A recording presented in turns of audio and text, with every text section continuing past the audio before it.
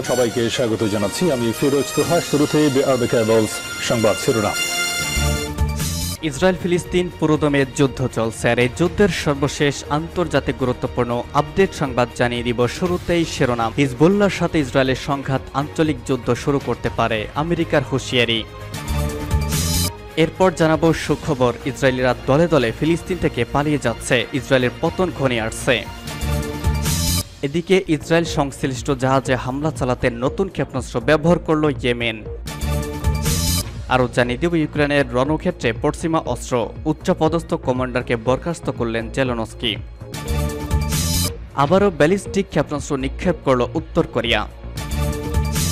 এবং সর্বশেষ জানিয়ে দিব, ইরানের নতুন প্রেসিডেন্ট কে হচ্ছেন, জানবেন বিস্তারিত প্রতিবেদনে।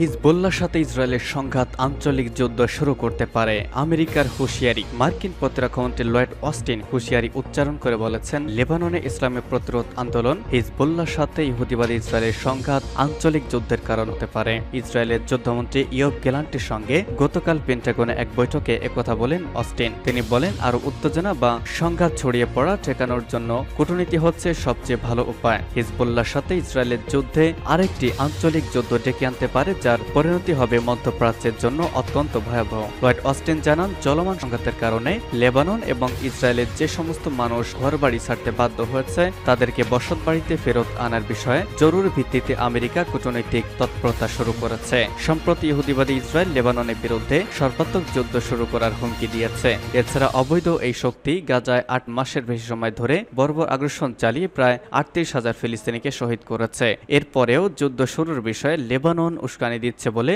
লয়েড অস্টিন দাবি করেন। চলমান গাজা যুদ্ধ এবং মধ্যপ্রাচ্যের সামগ্রিক বিষয়ে আমেরিকা বরাবরই ইসরায়েলের পক্ষ নিয়ে কাজ করেছে, অথচ নিজেকে নিরপেক্ষ দাবি করে। ইসরায়েলিরা দলে দলে ফিলিস্তিন থেকে পালিয়ে যাচ্ছে কেন? বিখ্যাত আরব বিশ্বের আব্দুল বারি আতওয়ান লেবাননে হিজবুল্লাহর সাথে ইসরায়েলের উত্তেজনার বৃদ্ধি ও যুদ্ধের আশঙ্কা জোরদারের প্রেক্ষাপটে অধিকৃত ফিলিস্তিন থেকে দখলদার ইহুদিবাদীদের দলে দলে ইউরোপ সহ বিশ্বের অন্যান্য অঞ্চলে ফিরে যাওয়ার উদ্যোগকে 4টি গুরুত্বপূর্ণ প্রভাবক বা চলকের আলোকে বিশ্লেষণ করেছেন। ইসরায়েল ফিলিস্তিনিদেরকে ফিলিস্তিন থেকে তাড়িয়ে দেওয়ার ষড়যন্ত্র করলেও এখন এসব প্রভাবকের কারণে সংকটের মধ্যে রয়েছে এবং ইহুদিবাদী ইসরায়েলের দালাল বা দোসররাও অত্যন্ত অচল অবস্থা শিকার। আব্দুল বারি আতওয়ান দৈনিক রায় আল ইয়াম লিখেছেন, এসব চলক বা প্রবকের কারণে ইসরায়েলিদের বিপরীত অভিযান জোরদার হবে। এই 4টি প্রবকের একটি হলো লেবাননে হিজবুল্লাহর হুদহুদ নামক ড্রোন এর তোলা ভিডিও। এই ড্রোন 9 ঘন্টা ধরে হাইফা উত্তর ফিলিস্তিনের নানা অঞ্চলের ছবি তুলেছে। দ্বিতীয় প্রভাবক বা চলক হলো হিজবুল্লাহর প্রধান সাইয়েদ হাসান নাসরুল্লাহর ভাষণ। তিনি বলেছেন, বড় ধরনের যুদ্ধ শুরু হলে হিজবুল্লাহ যুদ্ধের সাধারণ নীতি না মেনেই যুদ্ধ করবে, অর্থাৎ ইসরায়েলের সামরিক ও বেসামরিক অবকাঠামো ও অবস্থানের মধ্যে কোনো পার্থক্য করবে না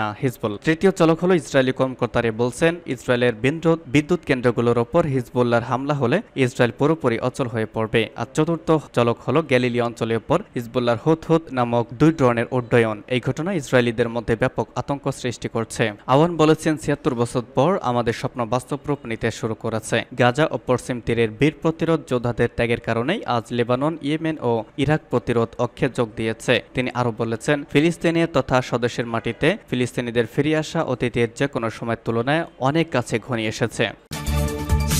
ইসরায়েল সংশ্লিষ্ট জাহাজে হামলা চালাতে নতুন ক্ষেপণাস্ত্র ব্যবহার করল ইয়েমেন। ইয়েমেনের সামরিক বাহিনী জানিয়েছে, লোহিত সাগরে ইসরায়েল সংশ্লিষ্ট একটি জাহাজে তারা নতুন ধরনের ক্ষেপণাস্ত্র ব্যবহার করে হামলা চালিয়েছে। গতকাল ইয়েমেনের সামরিক বাহিনী মুখপাত্র ব্রিগেডিয়ার জেনারেল ইয়াহিয়া সারিয়ে তথ্য জানান। তিনি বলেন, লাইবেরিয়ার পতাকাবাহী একটি কন্টেইনার জাহাজে ইয়েমেনি সেনারা হামলা চালায়। জেনারেল সারিয়ে বলেন, দীর্ঘ দূরত্ব থেকে নিখুঁতভাবে নতুন এই ক্ষেপণাস্ত্র লক্ষ্যবস্তুতে আঘাত হানতে পারে। ফিলিস্তিনের প্রতিরোধ যোদ্ধাদের প্রতি সমর্থন এবং ইয়েমেনের প্রিয় জনগণকে ব্রিটিশ মার্কিন আগ্রাসন থেকে রক্ষা করার জন্য আনসারুল্লাহ আন্দোলন সমর্থিত সামরিক বাহিনী তাদের সামরিক সক্ষমতা বৃদ্ধি অব্যাহত রাখবে বলেও ঘোষণা করেছেন জেনারেল সারি। তিনি বলেন, ইয়েমেনের ওপর মার্কিন ব্রিটিশ আগ্রাসন এবং ফিলিস্তিনিদের অবরুদ্ধ গাজা উপত্যকার ওপর ইহুদিবাদী ইসরায়েলের বর্বর গণহত্যার জবাবে ইয়েমেনি সেনারা এই হামলা চালিয়েছে। জেনারেল সারি আরো বলেছেন, গাজা উপত্যকায় ইহুদিবাদী ইসরায়েলের আগ্রাসন বন্ধ না হওয়া পর্যন্ত ইসরায়েল সংশ্লিষ্ট জাহাজে ইয়েমেনি সেনারা হামলা অব্যাহত রাখবে। ইউক্রেনের রণক্ষেত্রে পশ্চিমা অস্ত্র, উচ্চপদস্থ কমান্ডারকে বরখাস্ত করলেন জেলেনস্কি।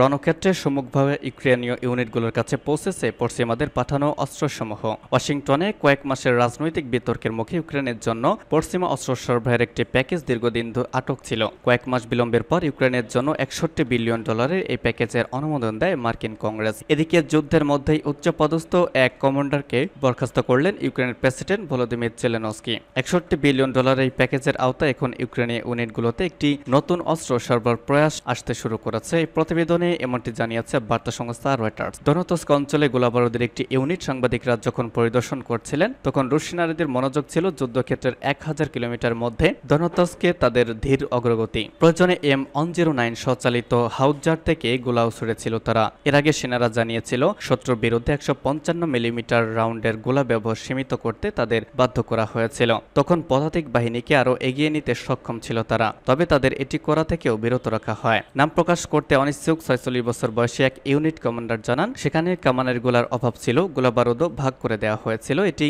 পদাতিক বাহিনীর উপর প্রভাব ফেলে। রুশ সেনারা চারদিক থেকে আক্রমণ করলে বিপাকে পড়ে তারা। কিয়েভের পশ্চিমাদের মিত্রদের নিজস্ব মজুদ কমে গেছে, কেননা ইউক্রেনে তারা কামানের গোলা সরবরাহ করেছে, যেখানে প্রতিদিনই হাজার হাজার রাউন্ডের প্রয়োজন পড়ছে। এদিকে ইউক্রেনের সেনাবাহিনীর একজন উচ্চপদস্থ কমান্ডারকে বরখাস্ত করেছেন দেশটির প্রেসিডেন্ট ভলোদিমির জেলেনস্কি। অযোগ্যতা ও ক্ষমতার অপব্যবহারের অভিযোগে তাকে বরখাস্ত করা হয়। আবারও ব্যালিস্টিক ক্ষেপণাস্ত্র নিক্ষেপ করল উত্তর কোরিয়া। আবারও ব্যালিস্টিক ক্ষেপণাস্ত্র নিক্ষেপ করেছে উত্তর কোরিয়া। দক্ষিণ কোরিয়ার সামরিক বাহিনী তথ্য জানিয়েছে। তাদের দাবি, উত্তর কোরিয়া আজ সাগরের দিকে একটি ব্যালিস্টিক নিক্ষেপ করেছে। দক্ষিণ কোরিয়ার চিফ অফ স্টাফ জানিয়েছে তারা উৎক্ষেপণের বিষয়টি শনাক্ত করেছে। তবে উত্তর কোরিয়ার নিক্ষেপ করা ওই ব্যালিস্টিক ক্ষেপণাস্ত্র ব্যর্থ হয়েছে বলে দাবি করেছে দক্ষিণ কোরিয়ার সামরিক বাহিনী। এদিকে জাপানের প্রধানমন্ত্রী ফুমিও কিশিদার কার্যালয় সামাজিক মাধ্যমে একটি পোস্টে নিশ্চিত করেছেন যে উত্তর কোরিয়া একটি সন্দেহভাজন ব্যালিস্টিক ক্ষেপণাস্ত্র উৎক্ষেপণ করেছে। এটি জাপান সাগর নামে পরিচিত পূর্ব সাগরের দিকে উৎক্ষেপণ করা হয়। সাম্প্রতিক সময় উত্তর কোরিয়া থেকে আবর্জনা ভর্তি শত শত বেলুন দক্ষিণ কোরিয়া পাঠানো হয়েছে। এ নিয়ে দুই দেশের মধ্যে উত্তেজনা বিরাজ করছে। এমন অস্থিরতার মধ্যেই নতুন করে ক্ষেপণাস্ত্র উৎক্ষেপণ করল উত্তর কোরিয়া। গত 30 মে সর্বশেষ ক্ষেপণাস্ত্র উৎক্ষেপণ করে পিয়ংইয়ং। এর আগে গত এপ্রিলে দক্ষিণ কোরিয়ার পূর্ব উপকূলে ব্যালিস্টিক ক্ষেপণাস্ত্র উৎক্ষেপণ করেছে উত্তর কোরিয়া। সোমবার দক্ষিণ কোরিয়ার সামরিক বাহিনী এই তথ্য নিশ্চিত করেছে। দক্ষিণ কোরিয়ার জয়েন্ট চিফ জানিয়েছেন পূর্ব সাগরে একটি ক্ষেপণাস্ত্র উৎক্ষেপণ করেছে উত্তর কোরিয়া। গত মার্চে একটি ব্যালিস্টিক ক্ষেপণাস্ত্র উৎক্ষেপণ করেছে উত্তর কোরিয়া। সে সময় মার্কিন জয়েন্ট চিফ অফ স্টাফ জানান উত্তর কোরিয়া পূর্ব সাগরের দিকে একটি ব্যালিস্টিক ক্ষেপণাস্ত্র নিক্ষেপ করেছে। জাপানের উপকূলরক্ষী বাহিনীও উত্তর কোরিয়ার ক্ষেপণাস্ত্রের উৎক্ষেপণের নিশ্চিত করেছিল। উত্তর কোরিয়ার উপর জাতিসংঘের বর্তমান নিষেধাজ্ঞার অধীনে ব্যালিস্টিক ক্ষেপণাস্ত্রের উপর নিষেধাজ্ঞা থাকলেও দেশটি বারবার ব্যালিস্টিক ক্ষেপণাস্ত্রের পরীক্ষা চালিয়ে যাচ্ছে।